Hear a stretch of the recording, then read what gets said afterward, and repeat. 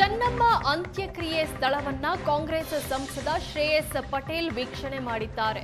ರಾಜಕೀಯ ವೈರತ್ವ ಮರೆತು ರೇವಣ್ಣ ಜೊತೆ ಸ್ಥಳವನ್ನ ವೀಕ್ಷಿಸಿದ್ದಾರೆ.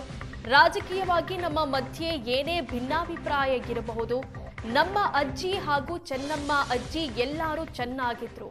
ನಾವು ಚೆನ್ನಮ್ಮನವರನ್ನ ಗೌರವಯುತವಾಗಿ ನಡೆಸಿಕೊಳ್ಳಬೇಕು. ವ್ಯವಸ್ಥೆ ಬೇಕಿದ್ರೆ ಕೇಳಿ ಅಂತ ರೇವಣ್ಣ ಬಳಿ ಕೇಳಿದ್ದೇವೆ ಅಂತ ತಿಳಿಸಿದ್ರು. ಅಂತ್ಯಕ್ರಿಯೆ ವೇಳೆ ಸಿಎಂ ಡಿಕೆಶಿ ಕೂಡ ಭಾಗಿಯಾಗ್ತಾರೆ ಅಂತ ಮಾಹಿತಿ ಲಭ್ಯ ಆಗಿದೆ. ಹೆಚ್ಚು ಶಕ್ತಿಯನ್ನು ನಮ್ಮ ಗೌಡ್ರಿಗೆ ಕೊಡಬೇಕು. ಯಾಕಂತ ಹೇಳಿದ್ರೆ ಅವರು ಇಳಿ ವಯಸ್ಸು, ಅವರು ಸಹ ಸುಮಾರು 95 ವಯಸ್ಸಿನಲ್ಲಿ ಈ ಒಂದು ದುಃಖವನ್ನು ಭರಿಸುವಂಥ ಶಕ್ತಿಯನ್ನು ಕೊಡಲಿ ಅಂತ ನಾವೆಲ್ಲ ದೇವರಲ್ಲಿ ಪ್ರಾರ್ಥನೆಯನ್ನು ಮಾಡೋಣ. ನಮ್ಮ ಅಜ್ಜಿ ಶಾಂತಮ್ಮ ಅವರು, ಇವರು ಚೆನ್ನಮ್ಮ ಅಜ್ಜಿಯವರೆಲ್ಲ ಒಂದೇ ಕುಟುಂಬದ ಸಮಕಾಲೀನರು, ಸಂಬಂಧಿಗಳು, ಜೊತೆಗೆ ಮುತ್ತಿಗೆರಳ್ಳಿ, ಕಲ್ಲುಗುಡುಗ್ನಳ್ಳಿ ಎಲ್ಲ ಅಕ್ಕಪಕ್ಕದವ್ರೆ. ರಾಜಕೀಯ ವ್ಯತ್ಯಾಸದ ಬೆಳವಣಿಗೆಯಿಂದಾಗಿ ಆವಾಗ ವ್ಯತ್ಯಾಸ ಆಗಿದ್ಬಿಟ್ರೆ ಒಂದು ಅತ್ಯಂತ ಬಾಂಧವ್ಯವಾದಂಥ ಕುಟುಂಬ ನಮ್ಮದು ಮತ್ತು ಗೌಡ ಕುಟುಂಬ. ಇವತ್ತು ಎಲ್ಲೋ ಒಂದು ಹಿರಿಯ ಮುತ್ಸದಿ ಕಳ್ಕೊಂಡಿದ್ದೀವಿ ಅನ್ನೋದು ನಮಗೆಲ್ಲ ಒಂದು ಅಪಾರವಂತಹ ನಷ್ಟ. ನಾನು ಭಗವಂತನಲ್ಲಿ ಪ್ರಾರ್ಥನೆಯನ್ನು ಮಾಡ್ತೀನಿ, ಲಕ್ಷ್ಮೀ ರಂಗನಾಥ ಸ್ವಾಮಿಯಲ್ಲಿ ಈ ಶಕ್ತಿಯನ್ನು ಆ ಗೌಡ್ರಿಗೆ ಶಕ್ತಿ ಕೊಡಲಿ ಆ ದೇವರು. ಇನ್ನಷ್ಟು ಈ ದುಃಖನ ಅದು ಹೇಗೆ ಬರೆಸ್ತಾರೋ ಅದನ್ನು ಈ ಶಕ್ತಿ ಕೊಡಲಿ ಅಂತ ಪ್ರಾರ್ಥನೆ ಮಾಡೋಣ. ನಮ್ಮ ರಾಜಕೀಯ ಏನೇ ಇರ್ಬೋದು, ನಮ್ಮ ಕುಟುಂಬ ಅವ್ರ ಕುಟುಂಬ ಒಂದು ಕಾಲದಲ್ಲಿ ಒಗ್ಗಿಟ್ಟಿದ್ದು ಅಂತ ಎಲ್ಲ ನಮ್ಮ ಪೂರ್ವಜರು ಹೇಳ್ತಾ ಇದ್ದಾರೆ. ಅದೇ ರೀತಿಯಲ್ಲಿ ಇವತ್ತು ಅವ್ರನ್ನ ಕಳಿಸ್ಕೊಳ್ಳುವಂಥದ್ದು ನಮ್ಮೆಲ್ಲರ ಜವಾಬ್ದಾರಿ, ಗೌರವಯುತವಾಗಿ ಅಂತಿಮ ವಿಧಿವಿಧಾನ ಮಾಡುವಂಥದ್ದು. ಆ ರೀತಿಯಲ್ಲಿ ಇವತ್ತು ಬಂದಿದ್ದೀವಿ. ಈಗ ಮಾನ್ಯ ಶಾಸಕರಂತಹ ರೇವಣ್ಣ ಸಹ ಇಲ್ಲಿ ಬರ್ತೀವಿ ಅಂತ ಹೇಳಿದ್ದಾರೆ. ಅವ್ರು ಸಹ ಜೊತೆ ಮಾತನಾಡಿ ಇನ್ನೂ ಏನಾರು ಆಗುಹೋಗುಗಳು ಆಗಬೇಕಾಗಿದೆ. ಅತ್ತೆ ಚೆನ್ನಮ್ಮ ಕಳೆದುಕೊಂಡು ಭವಾನಿ ರೇವಣ್ಣ ಭಾವುಕರಾಗಿದ್ದಾರೆ. 2001ರ ಕರಾಳ ಘಟನೆಯನ್ನ ಭವಾನಿ ರೇವಣ್ಣ ನೆನಪಿಸಿಕೊಂಡಿದ್ದಾರೆ. ಭವಾನಿ ಅವರು ಜೊತೆಗಿದ್ದಾಗಲೇ ಚೆನ್ನಮ್ಮ ಅವರ ಮೇಲೆ ಆಸಿಡ್ ಅಟ್ಯಾಕ್ ಆಗಿತ್ತು. ಅಂದು ರೇವಣ್ಣ ಅವರ ಮೇಲೆ ಆಸಿಡ್ ದಾಳಿಗೆ ಪ್ಲಾನ್ ಆಗಿತ್ತು.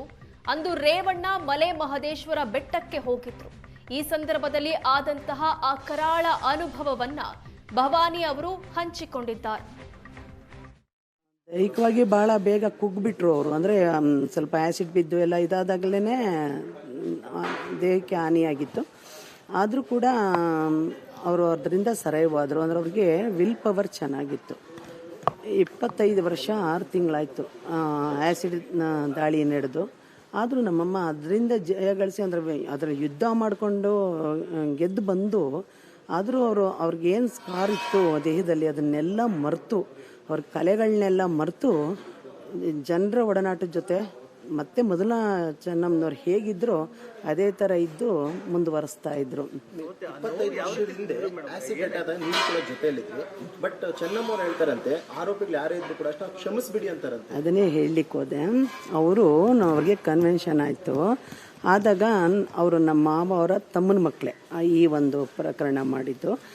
ಈಗ ಇದು ಆವಾಗ ಅವ್ರದ್ದೆಲ್ಲ ಕೋರ್ಟ್ ನಡೆದು ಎಲ್ಲ ಆದಮೇಲೆ ಕೋರ್ಟ್ಗೆ ನಮ್ಮ ಮತ್ತೆ ಬರೋ ಸ್ಟೇಜಲ್ಲಿ ಇರಲಿಲ್ಲ. ಕೋಮದಲ್ಲಿದ್ದರು 2.5 ತಿಂಗಳು. ಸೊ ನಾನೇ ಕೋರ್ಟ್ ಅಟೆಂಡ್ ಮಾಡಿದೆ. ಹಾಗಾಗಿ ಅವ್ರಿಗೆ ಕನ್ವೆನ್ಷನ್ ಆಯಿತು. ಅವಾಗ ಆದಂಥ ಸಂದರ್ಭದಲ್ಲಿ ನಮ್ಮ ಮಾವ ಒಂದು ಮಾತು ಹೇಳಿದ್ರು ಅವ್ರಿಗೆ, ಹೀಗೆ ಈ ಥರ ಶಿಕ್ಷೆ ಆಯಿತು ಅಂತ ಅಂದ್ಬಿಟ್ಟು.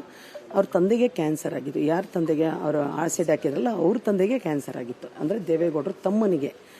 ಅವಾಗ ಇಲ್ಲಿ ಗೌಡ್ರು ಒಂದು ಕಡೆ ಹೆಂಡತಿ ಕಡೆನೂ ವಾಲಕ್ಕಾಗ್ದಾನೆ, ಮಕ್ಳ ಕಡೆ ತಮ್ಮನ ಕಡೆನೂ ಹೇಳೋಕ್ಕಾಗ್ದಾನೆ ಸ್ವಲ್ಪ ತೊಡಲಾಡ್ತಲ್ಲಿ ಪತ್ನಿ ಹತ್ರ ಹೇಳ್ಕೊಂಡ್ರು. ಆಗ ಅಮ್ಮ, ಹೋಲಿ ಬಿಡಿ, ಅದನ್ನು ಕ್ಷಮಿಸ್ಬಿಡಿ, ಏನು ಬೇಡ, 1-2 ವರ್ಷ ಇರಿಸ್ಬಿಟ್ಟು ಕಳಿಸ್ಬಿಡಿ, ಅದೇನು ಬೇಡ ಅಂತ ಒಂದೇ ಮಾತಲ್ಲಿ ನಮ್ಮತ್ತೆ ಅವ್ರನ್ನ ಕ್ಷಮಿಸ್ಬಿಟ್ರು. ಅಷ್ಟು ದೊಡ್ಡ ಗುಣ. ಯಾರೇ ಆಗಿದ್ರು ಹೆಣ್ಮಕ್ಳು ಅಂದರೆ ಆ ಥರ ಮಾಡಿದವ್ರನ್ನ ಅಷ್ಟು ಸುಲಭವಾಗಿ ಮನಸ್ಸಿನಲ್ಲಿ ಇಟ್ಕೊಂಡು ಇದು ಮಾಡ್ತಾರೆ. ನಮ್ಮತ್ತೆ ಪಾಪ 1-6 ತಿಂಗಳಲ್ಲೇ ಅವ್ರನ್ನ ಕ್ಷಮಿಸ್ಬಿಟ್ಟು ಬಿಟ್ಬಿಡಿ, ಏನು ಬೇಡ ಅಂತ ಹೇಳಿ ಅದಾದಮೇಲೆ ಅದು